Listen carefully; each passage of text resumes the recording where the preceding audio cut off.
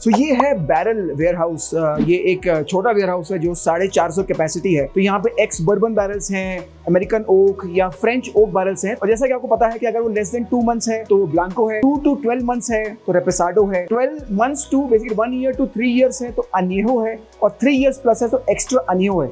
यहाँ पे एज हो रही है हमारी टकीला।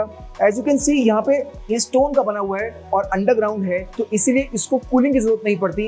ये बेसिकली टेम्परेचर कंट्रोल्ड है बिकॉज अंडरग्राउंड है और स्टोन का बना हुआ है, और नीचे भी ब्रिक है तो नीचे से भी गर्म नहीं आ रहा है। So it's actually contained temperature. That's how your tequila will actually age very gracefully in these bourbon barrels. तो यहाँ पे जो एक्स बर्बन बैरल्स हैं, what I got to know, ex Jack Daniels bourbon है और एक दो और बर्बन, जॉर्ज डिकल्स नाम से कोई बर्बन है, उसके एक्स बर्बन बैरल्स आ रहे हैं। कुछ फ्रेंच ओक बैरल्स भी हैं, इंटरेस्टिंग है। So basically combination of these barrels, तो ये कितना अमेरिकन ओक है, कितना फ्रेंच ओक है, एक्स बर्बन कौन सा है, डिफरेंट टेस्ट ऑफ टेकीला निकलेगी। This is barrel warehouse in G4 distillery. तो एक बार जो बैरल से आया वो इन टैंक्स में जाएगा और फिर इन टैंक से बॉटलिंग होगा।